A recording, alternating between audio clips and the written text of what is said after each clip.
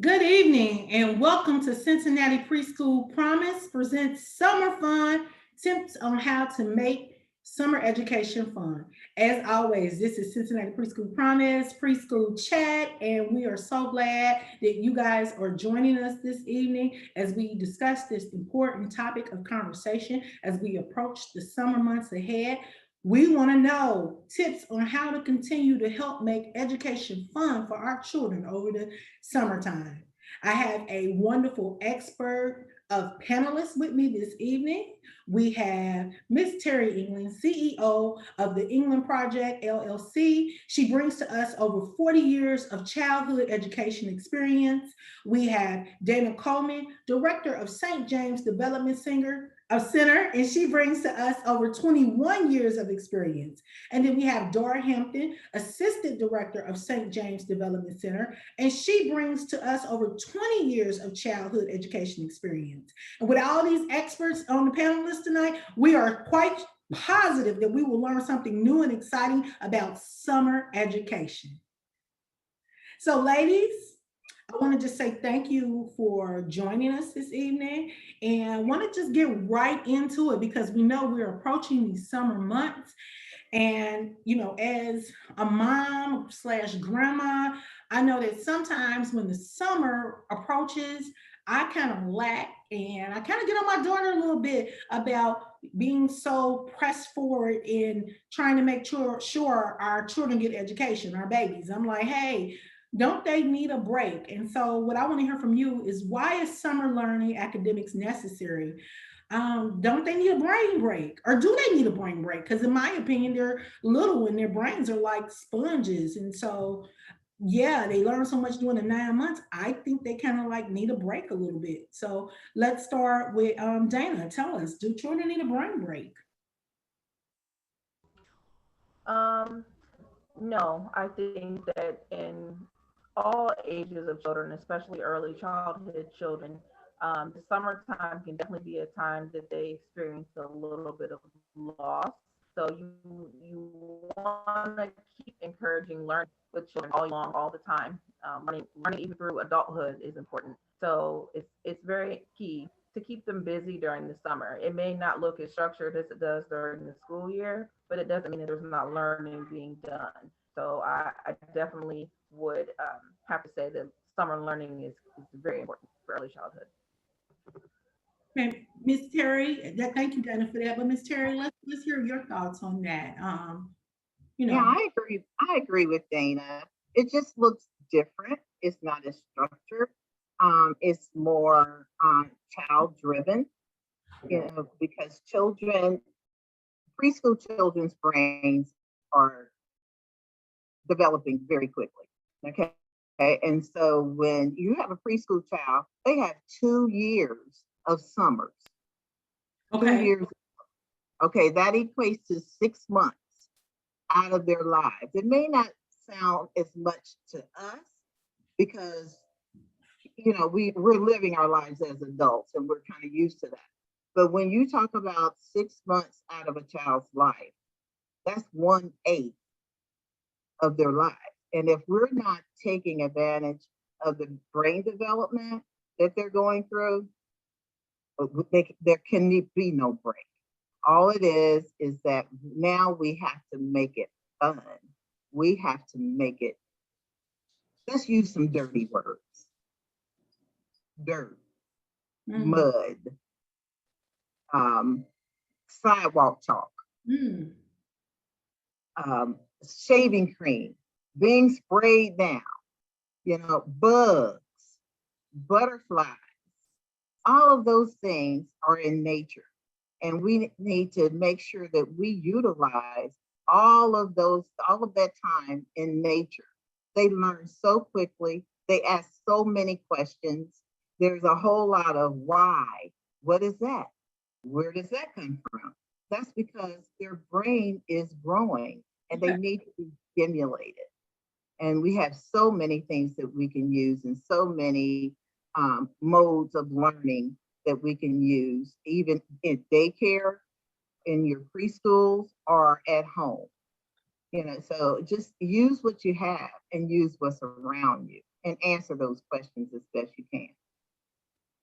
Okay, well, I mean, all that sounds really great. And when you were going through the items that you were talking about, I was thinking to myself, remembering as a child, just, the side, I remember when my children were younger, the sidewalk chalk and the dirt and everything. But, here's the thing, 9 months, I've gotten my child ready because I think as an adult, as a parent, we're programmed in our mind with the concept of 9 months for the school year. And so when that 9 months is over with, for me, I'm kind of like, hey, my child needs a break, but more importantly, I need a break. And so over that 9 months, it's kind of like you guys are there and you're instructing, but when it comes to the 3 months, what am I supposed to do? And so my question is, as we go to the next slide, from the parent standpoint, Dara, and we'll start with you. How should, as a parent, I keep learning going during the summertime? Because I don't have, Yeah, I just want to relax for the summer. yeah, absolutely. Me too. But we don't always have that option, especially as parents. But I think that we need to take the difficulty out of what we're doing. Like Miss Terry was saying, it doesn't have to be a hard, thought out, completely prepared for plan. Just something as simple as going outside and taking a walk and saying, let's see how many butterflies we see while we're walking. Let's see how many red flowers we see while we're taking our walk today to the park. I call it sneaking in the learning, because we're still, giving them things to think about, and we're still encouraging them to keep looking and keep exploring. So even though we don't have to do this full thought out lesson plan and prepare this big ordeal, parents can still encourage the learning by just taking them outside and looking around. And so, Dana, what would be some of your suggestions on how, as a parent, I could keep learning going during the summer? And I'll add even an easier element to it because I love some of the ideas that Dora had. But what would be a way that I could be unintentional but intentional? Because I know a lot of times their learning has to be intentional, but sometimes as a parent, I'm trying to get myself together, I'm trying to get into the car. So how can I be conscious at the same time, not be so adamant about what it is I'm doing? Um, for me, something that has always worked is just to use the things that you do daily. When you are in the car, playing games in the car as you drive, when kids are looking out the window, that is an awesome way for children to become aware of the environmental signs. If you're coming up close to like a McDonald's, most children know that sign. Start teaching them other environmental signs. That doesn't take really much planning at all. You're going to be in a car with your child. Most of us are on a bus with your child. So taking advantage of the times of day that are routine are those little learning, like Dara was saying, those little times that you can sneak in the learning. When you're cooking dinner, having children help you in the kitchen, having children help you clean. There's so many things that you can teach a child just in your routine day-to-day times. You don't have to set aside a specific learning time with the child. They have no idea that you're teaching them something at all. They think they're just riding in the car. So take advantage of that routine stuff. Go to the grocery store, something that I have done before because I'm a busy little guy. Go into the grocery store, I made him his own list. We put a picture of carrots on there or whatever I wanted him to help me find the grocery list. And all it is a piece of paper and a crayon, and you mark stuff off as we get it. That's early literacy skills. That there's a lot of things that can be done in the routine day-to-day thing. So that, to me, I think for most parents, also easiest because there's nothing to prepare. Those were some great suggestions. And it kind of like took me over into our next question, which was how to make summer learning fun for my children. But Miss Terry, I know you've been doing this for a while. I'm just going to be blunt and honest here. how do I make summer learning or helping my children learn for the summer fun for me as a parent? Because I heard Dana saying, make them their grocery list and get them in the kitchen and everything. But sometimes that seems like a little bit more work. And in today's world of busyness, how can I help make it for me where, I'm just as excited about it and stuff, or I'm just, because oftentimes what I see, parents are working with their children during the summer, trying to help them get their lessons.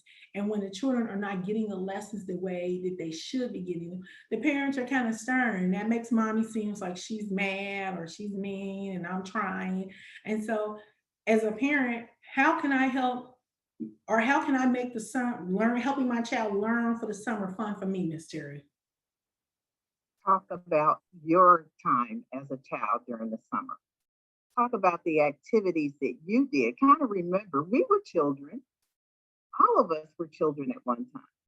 Think and talk about some of the things. Share with your children, some of the things that you did, like jump rope, or going swimming, or going hiking, or picking up bugs and letting them go up your arm if you were that type of child. Oh, But that's a great suggestion, especially right now with the cicadas. exactly, exactly. Because if we show that fear of the cicadas running around, if we just kind of like, okay, yeah, they're bugs. They come out every 17 years, and in our head we're going, I hate these things, but you can't really say that to the children, but make it a learning experience based on your experience with bugs or with summer. Talk to them about making those popsicles in Dixie cups. Talk to them about uh, running through the sprinkler, how much fun it was. Talk to them about making your own snack out of bread and ketchup. What is ketchup made out of? Talk about your own experiences. That'll be so much fun for you as well as for the children. Love those ideas. I never even thought about that. When you said ketchup and bread, Miss Terry, I was like, ketchup. But then when you said, well, what is the ketchup made out of? And I thought to myself, oh, okay, tomatoes. And so really interesting on how you sway with that from that to that. Dora, do you have any suggestions on how, and like I said, the question is how to make summer learning fun for my children. But as a mom slash grandma, no, how do I make summer learning fun for me to help my children? Yeah, I thought about my time. I had a couple years that I was a stay-at-home mom myself, and I thought about what am I going to do to even just get these kids out the house? And I have one child who loves to read. So we would go to the library, but I have one child who's like, I don't want this book. I've done enough of this. I'm getting away from this. So he was into sports. So we would just go outside, and play basketball. Okay, so 2 times 2 is what? All right, let's make that many baskets. Let's dribble the ball that many times. Let's switch our hands that many times. But what I was doing was I was finding what interested them and then meeting that and meeting them with that activity to find their interest, but also keep them learning on their level. Those are really, really some good ideas. Like I said, I never even thought about the basket thing and stuff. And so, my next question is, what is the recommended amount of time children should engage in learning activity per experience, whether it be day or week? And Dana, we're going to start with you as a parent. How much time? Because I don't want to browbeat my child. I don't want to say, we kind of learn in our minds that summer is for fun, summer is playtime. And even though it's preschool, if you have older children, those children are doing fun activities. And so, we want to keep our preschoolers up, but at the same time, we're like, okay, are my other children out of school? So what is the recommended amount of time? I think that that's going to depend on the child. I think that you definitely should let the child guide that time. There, I have 8 children, and some of them love learning, and some of them could talk to you all day and night about new ideas, and some of them require a very short conversation because of their attention span. So I think you have to gauge on your child. I think that every day you should spend some time with your child. reading or doing something that's going to enhance their education. But as far as the time limit per day, I think that just depends on the child. Find those times a day that you can sneak something in quickly, and if the child is interested, be prepared to do things a little bit longer. And then vice versa. If you are preparing to do something with your child and they're showing you that either they're kind of lacking interest or their attention span is not keeping up with you, then you follow your child. The child is the teacher. We're following them. All we're doing is giving them background and giving them ideas, and they're the ones that are really guiding their own learning. So in my opinion, I think every day you should do something with your child. It doesn't have to be a big experience every single time, but be intentional, a little intentional every day that you spend those few moments with your child. Mhm. Yeah, thank you for that because I think I come from the old school where it's kind of like I tell you what to do and you do it. So to hear you say, the child is the teacher, I'm like, that's a great way to kind of look at it with regards to, the recommended amount of time because I guess the child will let you know. But Miss Terry, what are your thoughts on it?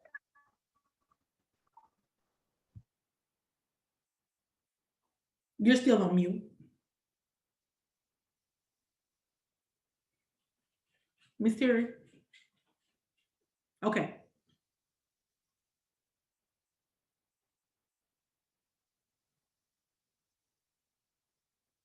Okay, there we Yeah. go. My computer just won't behave. It happens, Miss Terry. It happens sometimes. Exactly. I think that I agree with Dana. There's really no amount of time that you should put on a span of learning. It depends on the child. Like my grandson, he was really interested in frogs. So we've got books on frogs. We got nonfiction books. We got fiction books on frogs. We looked them up. We made it really fun. Like, okay, if you were a frog, how do you move around? You had to hop. So we put some physical activities in there. We put what does a frog eat? So we had raisins, but we call them flies for lunch. Where does a frog live? So we got a little blow up pool. And it's gotta be fun, but it's gotta be fun for you. It's gotta be easy. So it's not like a chore like you're working. But it's gotta be something that the child is interested in. And you're like really intentional. And you're just sitting there maybe on the porch drinking lemonade and talking to them about whatever they bring up. And you expand on that. That's our role as adults in children's lives, is to support and expand their knowledge on whatever they want to know about. And it's fun for us as well, because like I said, we go back in our mind to our childhood and think about what we wanted to do at that time. So hopping around, getting that physical education in or that physical activity in, learning about the resources and the learning materials for our children, and whether it can be fiction, nonfiction, you get that reading time in. You don't want to browbeat them. You ask them to look at the book. What do you think this book is about?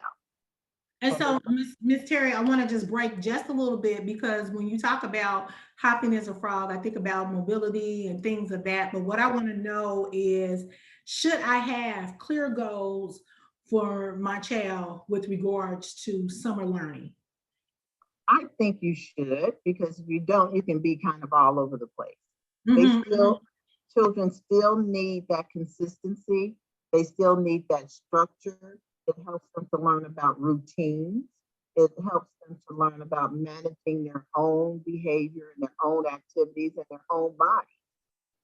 So if you have a routine where you're getting up every day at a certain time, or you're moving around like an animal, how do they do that?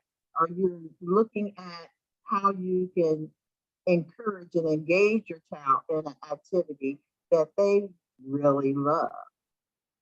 That's the same thing that they would be doing at school. So a lot of hands-on activities will help them to learn about the world around them. And that's what we want. We want them to be knowledgeable. We want them to discover. We want them to explore. And that's how children learn. They don't learn by just us sitting them down with a piece of paper or a video. They've had enough of that screen time, but just really getting out there and learning. But I think sometimes, and then I'm going to direct this towards you. I think sometimes, especially when we talk about children in preschool and we talk about them doing their last year of preschool and getting ready for kindergarten, as a parent, a lot of the things, and I get the concept where some parents don't learn to play. A lot of things we just talked about seem like far fetched. But at this stage of the game, should I be worried about tangible goals? Like, should I be worried about, can my baby pick up the pencil? Can my baby draw the letter A? Can my baby tie his shoe? So, what tangible goals should I be worried about and stuff? Because I'm glad that he acknowledges things and everything. But if he gets to kindergarten, or as Miss Terry said, there's 6 months of summer or free time. If I miss something in there during those months, what should I be really working on for as a tangible goal? Okay. I have kind of three ideas when it comes to that. I think first of all, you need to allow the child to keep telling you what they already know. There's something about a child who has mastered something, being able to repeat it, that repetition, it gives them so much confidence. When a child has confidence, then they're more likely to take on new ideas and to take on things that are challenging. Because what it sounds like, sort of in this situation, if there are things that they have not mastered in preschool and they're going on to kindergarten, summer is a perfect opportunity to work on it, especially if you have that one-on-one opportunity. So other than kind of going over with them things that they already know, the next step I would do is speak with their early childhood educator. Where are they? Most of us give some sort of end of the year report or some report before it's time for kindergarten. Look and see where are they at this point? What things could I be doing at home? That's a conversation that could take place during the school year, but during the summer, it's kind of clutch time for parents to help children kind of make it over that hump and be prepared for kindergarten. So I would talk to their teacher that they had during the school year, if at all possible, and find out what are some challenges that my child has in your classroom, and maybe start with that. And then also, whole train of thought. Oh, also something to think about is when I talk to kindergarten teachers, many of them say, I can teach a kindergarten student everything that they need to know if they're socially and emotionally ready to learn it. So let's not forget about that. Let's not forget that part of being a kindergartner is being able to sit for circle time, being able to follow directions, being able to do those things. A kindergarten teacher can teach a child anything, when they're ready to learn. So I feel like our role, in preschool is to make children ready to learn, get them to that point where they're ready to learn. So practice with your child, um, all the things that they're going to have to do in kindergarten that we often forget about, those transitional things. Can they carry their own plate? Because in kindergarten, you have to carry a tray of your own food. Can they do those things? Can they hold a pencil? Give them many opportunities to do that. Have little notebooks around the house so you don't have to give them instruction. You don't have to tell them what they have to write, but just put the materials out so that they're there and available for them to practice those things. Catch them doing it well. That will always encourage them to keep doing it that way. But we Yeah. definitely want to hit that social and emotional piece for sure, with children. And that might be something that when you said that, then I thought to myself, oh yeah, that's a whole nother preschool promise chat because I think people forget about that emotional, social well-being for children and everything because they are little people. We don't really think about how big and scary schools can be for kids and stuff. I mean, even with centers, if I've never been in a center before, I've never been in preschool, and now all of a sudden I have to come to the concept of preschool. I've been at home with mom. That is really, really scary. And so that brings me to ask the question, like, what can I do to make sure that my child is ready for like the rules and the formality of the in-person school? Because a lot of our children have been at home, even though the preschools have been open. Next year is going to look really different for us. And Dora, I'm going to start with you because we didn't have as many children in school as Yeah. we had in previous years because parents were afraid and they kept their children home, which means Mhm. they kind of got to do and picked up what they wanted to pick up. So Mhm. now, how do I help my child get back to after a year remote being in person in school? Yeah, I Or think I'm gonna branch off what Dana was describing. Those independent skills can be practiced at home. Um, you know, what I envision is, all right, guys, it's time for dinner. Come up here and get your plate. Take it to your to the table. Come back and get your drink. That's one independent skill that will help them in kindergarten. But not only that, all right, I have 3 outfits here for you. Which one are you going to wear for our play date tomorrow? Giving them that decision and helping them through that decision-making process is another thing that they're going to have to experience going into kindergarten. Um, like Dana was saying, putting the notebooks out, having the opportunity to take the order. Okay, guys, we're gonna do chicken tonight. Can you take my order? I also want macaroni and cheese, and I want some biscuits. Even though they might not be writing down exactly what you're saying, just giving them that time to practice with that pencil action and that writing action is going to be something that they do need in kindergarten. and Miss Terry, let me hear your. I'm sorry, guys. My pooch is being a pooch. Can you tell me, Miss Terry, what your opinion and experience on that concept is? Now, I think like going back to making sure that um, children understand directions. They understand what you mean when you say, I need the plate on the table, put the plate on the table, or put the cup next to the plate. Those directional words we need to be using with the children as well. We can see that when they actually do it. Holding a piece of chalk, hold it as they're doing their sidewalk writing, holding a pencil, giving them crayons and paper, not paper that has lines on it or um, characters for them to color, but paper that's just a blank piece of paper. Let them be creative in what they see in their own head about what they want to do. Giving them a pair of scissors, child scissors, and letting them cut out coupons for you, because that has that little dotted line. I like how you said that, Miss Terry. Child scissors. Yeah, scissors for children, not your adult scissors, but and letting them know that they are to cut paper. What are those scissors for? You don't cut the tablecloth, you don't cut the curtains, you don't cut your sister's hair, you cut paper. And ask them to help you. Children want to do things. They want to help out. They want to be productive. That develops their confidence. And when they get ready to go to kindergarten, they'll have that confidence when they walk through those doors, regardless of whether they've been in preschool, they've seen a school, regardless, because all of those things, all of those skills, those social emotional skills that you're talking to your children, you're looking at them as they respond. Yeah, you're seeing how they're interacting with their neighborhood friends or their cousins or their sisters and brothers.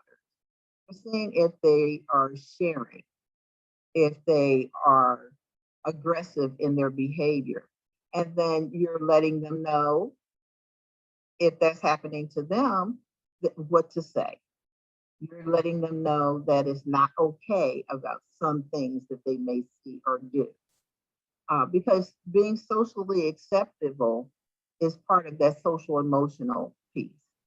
You don't want children to just do and be spontaneous because that's what children are. That's Yeah, who they and I think that's something that we don't really think about with our little people and stuff about, the social and or emotional and how they perceive it and everything and stuff. I think, in fact, most parents probably just ignore it a little bit. So those are great point outs.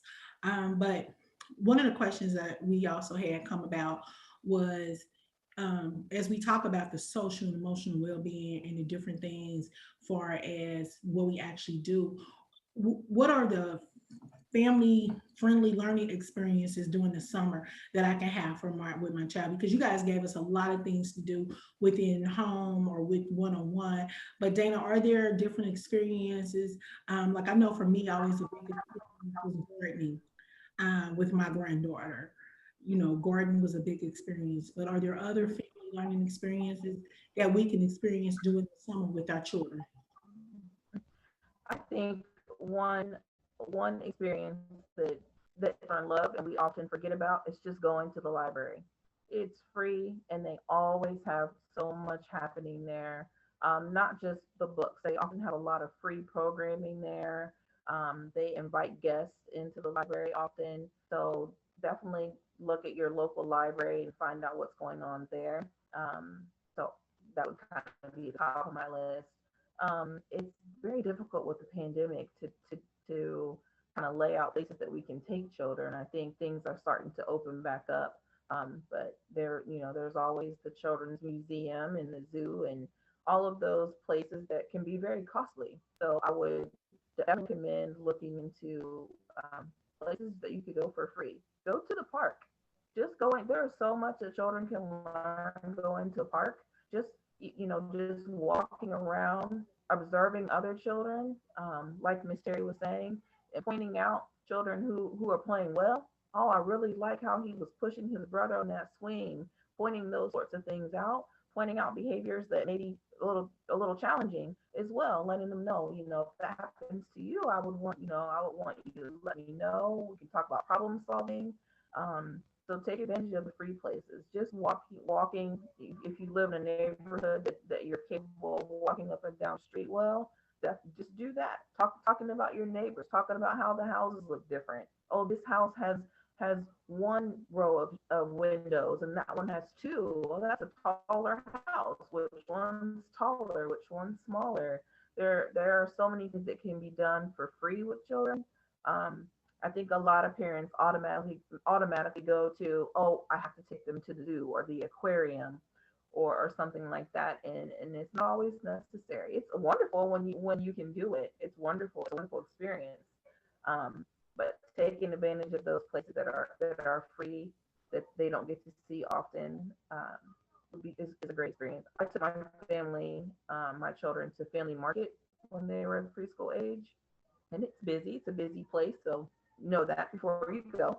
But there are so many different things to talk about at family market. Just walking from one end to the other, the different foods, the different smells, the different people who are making things. We talked about money, lots of things.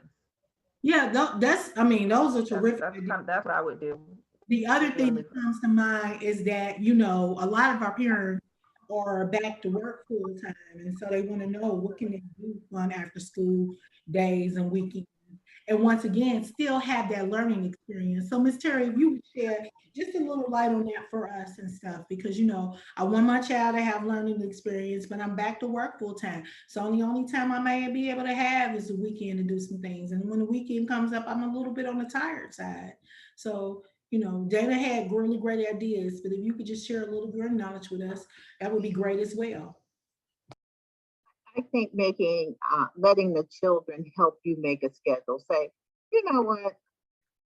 Tell me, I have to work. So tell me what you want to do. And we can see if we can do it. Have them to go through and pick out some things. And then you put it on the board. You let them write it down as best they can. Or you write it for them, or you cut out pictures of it. Say, what would you like to do? Would you like to go to the park? Would you like to go for a hike? Hiking through the woods is awesome. You see everything. You see people, you see ducks, you see bugs, you see different plants, you see trees, you see all of these things that you can talk about and encourage the children to really look at and think about. You can do what if, a nature spy type thing. You can lay in the bed and shine a flashlight on the ceiling and ask them, give them one and ask them, which way are you going? I'm going to the right. You're going to the left, going to the back, going to the front. You That's a know, good idea, Miss Terry. That is a very cute idea. yeah, but parents are tired. And also pick a quality childcare center to put your child in while you're working and communicate with them and let them know what your expectations are and ask them what their expectations are from the learning. What do you see? Where do you see my child going? Like Dana said, you have to communicate and as child care providers, we always had standards and stages that we looked at, stages of development that the children are, and we can share that with the parents. And Miss Terry, and it's funny that you went into that segue because what I was going to ask you, as a parent, let's say I don't have any experience whatsoever, and so I think a lot of times when people don't have experience, they feel some type of way about asking people to help them with regards. And so as a parent, how do I even approach the subject, or as let's say as a provider, how do you help me as a parent to feel comfortable with that? Because maybe, unfortunately, that might be out of my scope of comfort. Mhm. I know at New Horizons, we had a 30-second meeting with parents. How are you doing? Oh, it's great. Let me tell you what we did today. Or do you have any questions? Or just talk. You don't have to really specifically have a goal of talking to the parent about the child. Ask the parent how they're doing. And then you'll find out everything that's going on and be genuine about it. And you'll get to understand the dynamics of that relationship over time. And then you can feel more comfortable and help the parent feel more comfortable about sharing information. But it's about forging that relationship. And I've always told my staff and my own family, if you meet someone and you don't learn anything from that person, you're not paying attention. We have to pay attention to our parents. We have to pay attention to our children. We have to pay attention to our staff. Because if we have one thing in our head about what our philosophy and our goals are for that center, everybody has to be on the same team. Well, thank you for sharing that. That was real food for thought, Miss Terry. If you're not, if you didn't learn something from someone, then you're not paying attention to them. That is something to think about. Dora, I want to get you talking about family-friendly learning experiences because I know earlier you talked about your experience with your children. So all women have, but directly you've been on both sides of the coin because you've been the provider and then you've had the children. So tell us about as a parent. And before you became a teacher, how did it work? You feeling comfortable or learning about, how to create family-friendly learning experiences for our children during the summer? Yeah, definitely. Like I said earlier, the library was something that we did often, but the parks, your neighborhood parks have programs. They have movie nights now, or our park offers weekly themes of different activities that we can even bring our children up to do different things. But one of the things that I rely on, and I think I've always relied on, was social media. There's so many groups on Facebook now that you can join your neighborhood, or if you're looking for a specific event, or if you're looking for a specific activity, social media is there. The Cincinnati Preschool Promise Facebook page offers so much information. I was going to say, Dora, and we have a Cincinnati Preschool Promise parent group Facebook. Okay. And Yeah, so we welcome parents in there. I think almost everybody's on social media now, and there's so many things that you can find and join to find something to do with your children. And so I guess I don't know, the world is opening back up, but I guess even with COVID, do we still feel like there are a lot of things that parents can do with children? And then when we've been talking a lot about social and emotional well-being, but when I Mhm, think about that, I think about the interaction with other families. mhm. So during this particular COVID time, how do we deal that with that? I think the COVID time was definitely a lot on the parents. Our daycare center shut down for probably 2 months, but I had so much fun. I got outside and I played with my kids more than I probably ever had because I wasn't tired from working or I wasn't tired from doing homework. I just got outside and we just had fun, at me and my children. And so my next question, and I'm going to direct it towards Dana. How do I really know that my child is learning through these experiences?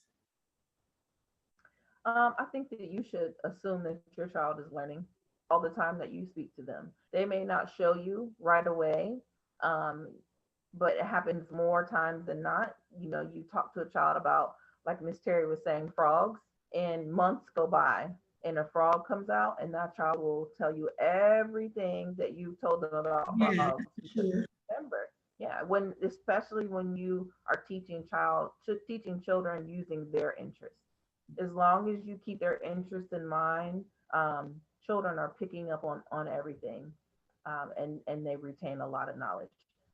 I don't think that you should be testing your child or anything. I see a lot of parents who kind of go that route where they feel like, oh, kindergarten's coming, it's summertime, I got to make sure they know their ABCs, so I'm going to ask them every day what their ABCs are. And children they don't learn that way, first of all, and it just makes it hurts them more socially and emotionally. It turns them off to learning, and that's something that you want to avoid. As long as you have a child that decides to learn things, they will always learn things. Yeah, that would turn me off. As, as a grandma for having to ask it all the time and stuff too. It's like I don't Yeah, want to ask those same questions over and over again. So even as yeah, adults, that I even as completely adults, understand the kids getting frustrated. yeah. Miss Terry, give us some insight on how do we really know if our children are learning through these experiences that we're giving them? Like Dana said, if you're talking about something, just like with my grandson, he wanted to know about lions. And we talked about lions and we read about lions and we played about lions. And then one day his dad had a globe, that one of those new fangled globes that talk about the regions and stuff, and it lights up. And it said, "What is a family of lions?" And now, mind you, he was in the kindergarten and he looked at his dad and said, "It's a pride, Dad. It's a pride." And his dad was just like, "What? How did you know that?" And so I knew that he had learned something. I don't care if it's one fact. It was because he was interested in it, not because I drilled him on it, not because I brought it up. It was his idea. So when it's their idea and they initiate the conversation, it's up to us as the adults to take advantage of that opportunity. That's a learning moment, and we have to capture that. And so that's how you know that they're learning when they give it back to you. Yeah, yeah, and they will give you some words back, won't they? Right. And I think the thing about it when that happens is most parents don't even realize that that's part of that education process, because I've heard my own grandsons say some stuff back to us, and until you just said it at this exact moment, I didn't really think that's them really learning, giving it back to me. So that's wonderful and everything. I hope as this video we get to share it and the parents look at it and everything because we really had some great tips here tonight, but we are coming upon our hour. Believe it or not, we had such a great discussion and everything was so valuable that I think it just went right by. But I do want to thank you, ladies, Dana Coleman, Miss Terry England, and Miss Dora Hampton. I want to thank you guys for joining us this evening, Cincinnati Preschool Chat. Our next one that is coming up, and the date eludes me, but we will be putting information out about it. It will be Cincinnati's own Preschool Promise team. Yay! Come learn about what it is Cincinnati Preschool Promise team does, why we do it, and why we believe that it's so important that our children are involved in quality preschool, why we believe that it's so important to help our providers achieve high quality. So we want you to join us and come learn about us, Cincinnati Preschool Promise. And so, like to wish everybody a good evening. I hope you enjoyed yourself as much as I did, because I feel like I'm more knowledgeable since I left you wonderful ladies of all this great experience. And until next time, thank you for joining Cincinnati Preschool Promise Chat. Bye, everybody. Thank you for having us. Thank you for coming. Thank you.